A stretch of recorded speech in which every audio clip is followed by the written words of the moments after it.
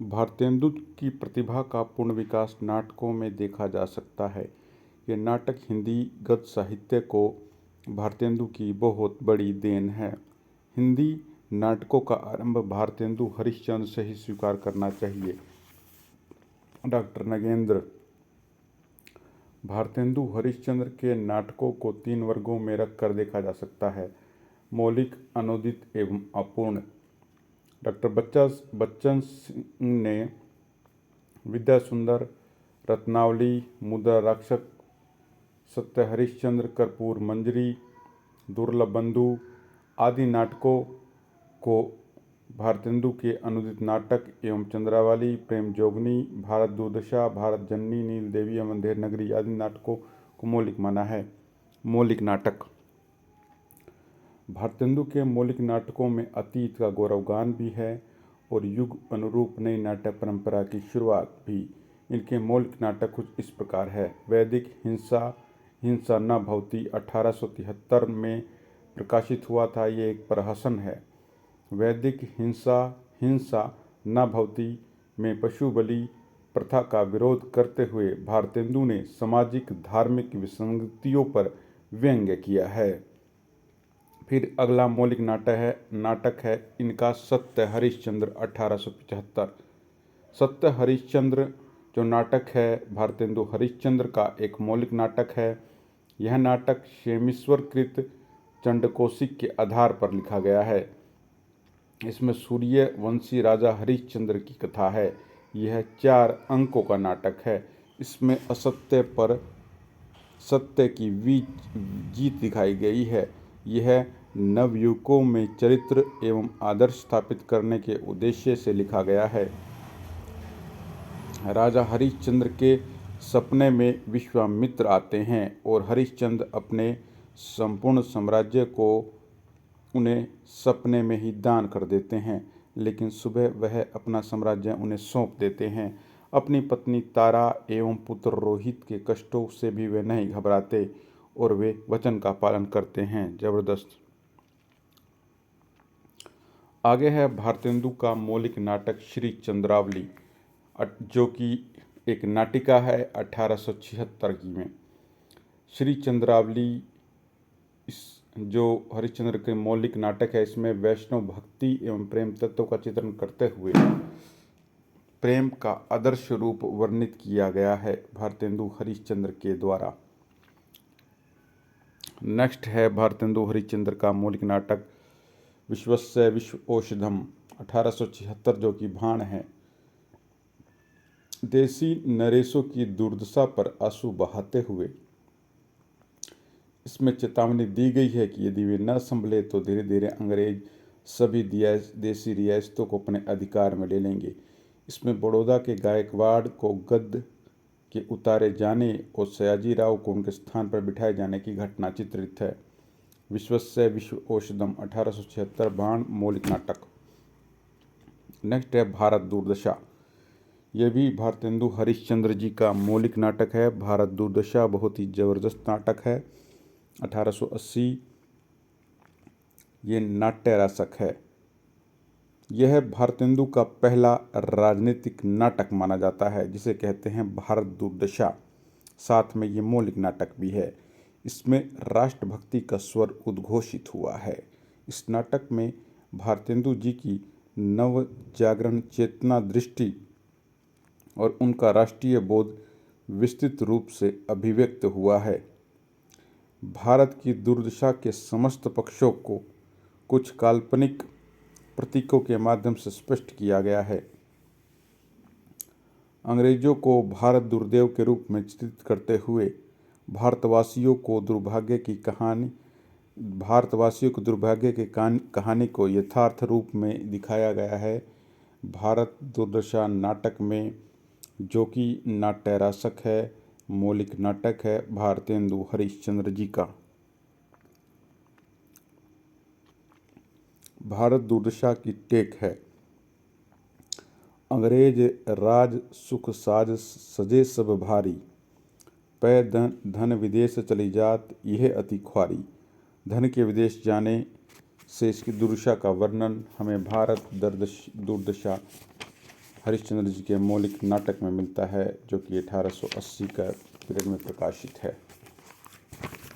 आगे है भारत हरिश्चंद्र ने भारत दुर्दशा में देश वत्सला नाटक कहा है।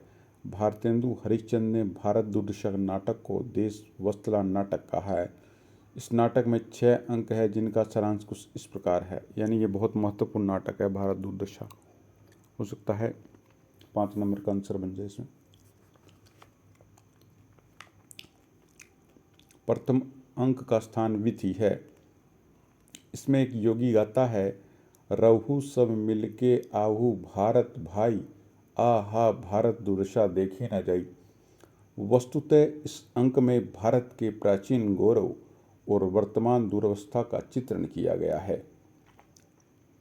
द्वितीय अंक का स्थान शमशान है, जहाँ टूटे फूटे मंदिर, कौआ कुत्ता घूमते हुए सियार इधर उधर अस्थियां बिखरी पड़ी है। इस अंक में भारत निर्लजता एवं आशा का मुख्य पात्र है।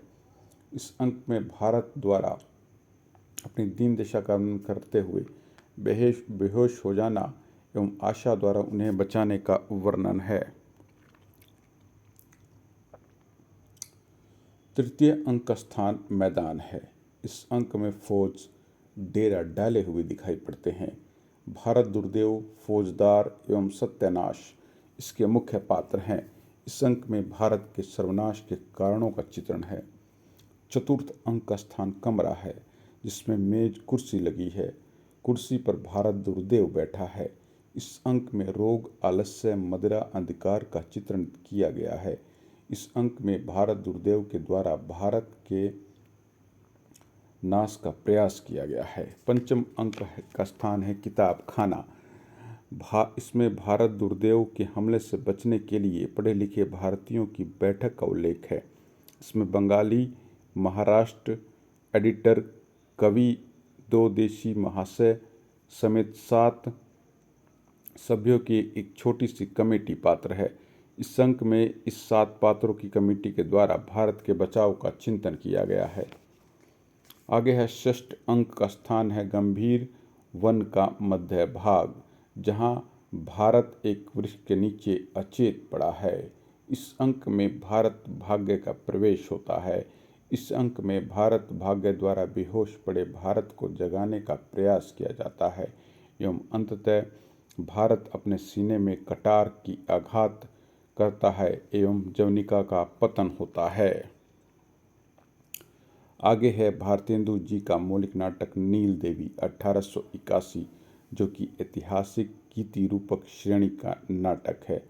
नील देवी मौलिक नाटक में 5 दृश्य है। नील देवी मौलिक नाटक में भारतीय नारी के आदर्शों की महत्ता का प्रतिपादन किया गया है। नील देवी एवं सूर्य देव इसके प्रमुख पात्र हैं। इस नाटक में भारतेंदु जी ने पागल की भूमिका निभाई थी। इस नाटक में नारी शौर्य के चित्रण के साथ देशभक्ति एवं राजपूती आन बान शान का चित्रण है। नील देवी नाटक में ऐतिहासिक गीति रूपक। अगला है भारतेंदु जी का मौलिक नाटक अंधेर नगरी 1881, जो कि प्रहसन है, मोस्ट पॉपुलर नाटक है। इसमें बिहार के एक विवेकहीन रजवाड़े को आधार बनाकर प्रशासनिक तंत्र पर करारा व्यंग्य किया गया है। इस नाटक में लेखक ने विवेक शून्य राजा के माध्यम से तत्कालीन परिस्थितियों को ही व्यरंजित नहीं किया, अपितु उनसे प्रभावित शासक, प्रजा एवं सामान्य व्यक्ति की मूल्यहीन चेतना को यथार्थ रूप में प्रकट किया है। हास्य व्यंग्य के आधार पर अत्यंत गंभीर भावों को वाणी प्रदान करने में भारतेंदु पूर्ण रूप से सफल रहे हैं। अंधेर नगरी में मुख्य पात्र है महंत, एक साधु नीति और उपदेश का प्रतीक है। चौपट राजा, जो सत्ता, लोलुपता एवं विवेकहीनता का प्रतीक है। गोवर्धन दास, जो लालची शिष्य, लोभवृत्ति का प्रतीक है। नारायण दास महंत का शिष्य है। इस नाटक में 6 छोटे छोटे अंक हैं, जिन्हें दृश्य कहा गया है। प्रथम दृश्य बहा प्रांत का है, द्वितीय दृश्य बाजार का है, तृतीय दृश्य जंगल का है, चतुर्थ दृश्य राजसभा का है, पंचम दृश्य अरण्यक एवं षष्ठम दृश्य शमशान का है। इस नाटक की रचना भारतेंदु जी ने एक रात में की थी। ये बेहद इम्पोर्टेंट नाटक है अंधेर नगरी। और दूसरी भारत दुर्दशा भी बहुत इम्पोर्टेंट है। भारत दुर्दशा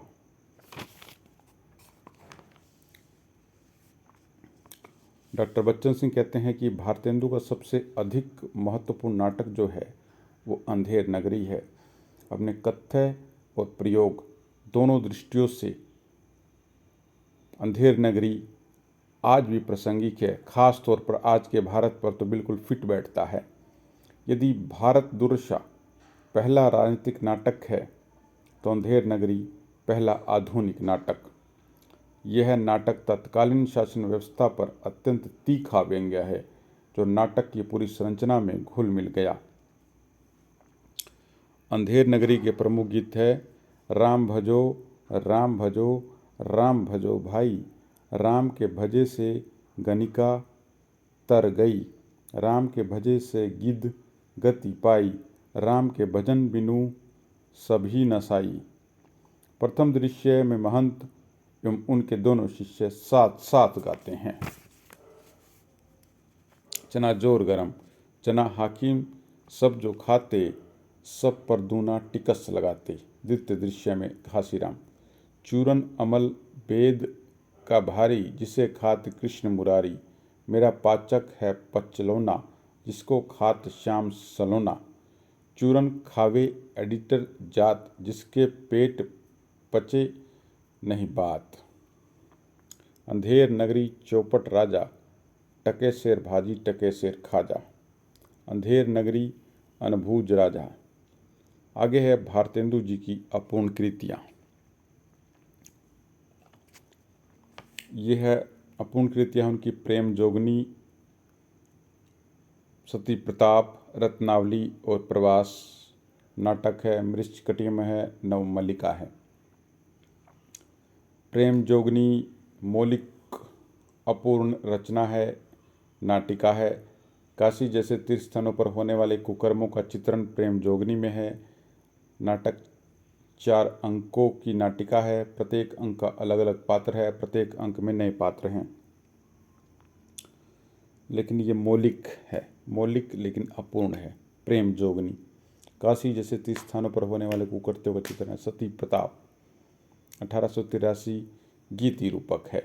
यह भारतेंदु जी का अधूरा नाटक है। इसके बाद 1892 में रामकृष्ण दास ने सती प्रताप गीति रूपक नाटक को पूरा किया।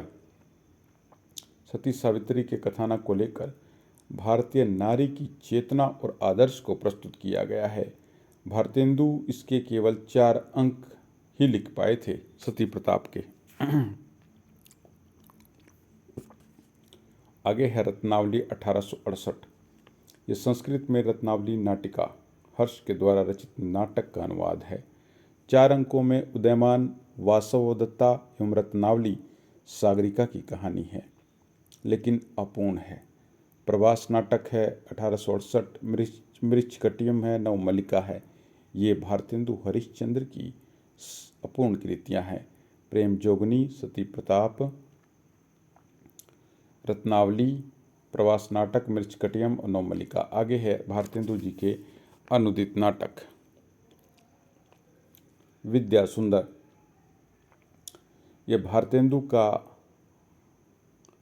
पहला अनुदित नाटक है। विद्या सुंदर जो संस्कृत के नाटक चोर पंचाशिका विल्हण कवि के बंगला संस्करण विद्यासागर यतेंद्र मोहन ठाकुर का हिंदी अनुवाद है। 3 अंकों में विद्या एवं सुंदर की प्रेम कथा का वर्णन है। अगला है पाखंड विडंबन, जो कि एक और अनुदित नाटक है। कृष्ण मिशन कृत प्रबोध चंद्रोदय संस्कृत नाटक के 3रे अंक का अनुवाद है। प्रबोध चंद्र के द्वारा के लिखा गया है, उसका ये अनुवाद है। धनंजय विजय 1873 कांचल कवि कृत संस्कृत व्यायाम योग के 3रे अंक का अनुवाद है। पांडवों की विराट सभा में अज्ञातवास के अंतिम दिन कौरव ने विराट का गोधन हरण कर लिया। तब धनंजय ने अकेले उनको परास्त किया। अर्जुन विराट की कन्या उत्तरा को विवाह के लिए अभिमन्यु से करा देता है। वृहनला नाम से अर्जुन यहाँ अज्ञातवास में रह रहे थे। धनंजय विजय। अनुदित कर्पूर मंजरी 1875। ब्रज रतन दास की कृति का रचना काल 1876 माना है। राजशेखर प्राकृत भाषा के कवि कृत कर्पूर मंजरी का अनुवाद है। विदर्भ राजकन्या कर्पूर मंजरी बहुत रूपवती है। अवंती का राजा उसके प्रति आकृष्ट है। तांत्रिक भैरवनाथ अपने मंत्र के बल से राजकन्या को राजा के पास खींच लाता है। कर्पूर मंजरी धीरे धीरे अवंती के राजा से प्रेम करने लगती है और अंत में दोनों का मिलन होता है।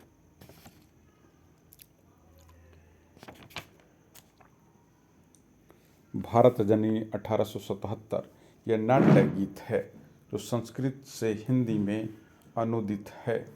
आगे है मुद्रा राक्षस। विशाखदात कृत संस्कृत का नाटक मुद्रा राक्षस का अनुवाद है। एक राजनीतिक नाटक है। पूरे नाटक का सूत्रधार चाणक्य है। इस नाटक का उपसहार भारतेंदु का अपना है। पै हरि सो छल किए, दोष नहीं मुनि लिए बतायो। मुद्रा राक्षस 1878। फिर है दुर्लभ बंधु 1880। प्रथम दृश्य हरिश्चंद्र चंद्रिका और मोहन चंद्रिका में प्रकाशित। शेक्सपियर के मर्चेंट ऑफ नेविस का हिंदी अनुवाद है। भारतेंदु से पूर्ण छोड़ गए, बाद में रमाशंकर व्यास और राधा कृष्णदास ने इसे पूरा किया। इसमें मित्रता का ऊंचा आदर्श प्रस्तुत किया गया है। इसमें अंत एवं बसंत दो मित्रों की कथा है। दुर्लभ बंधु। ठीक है।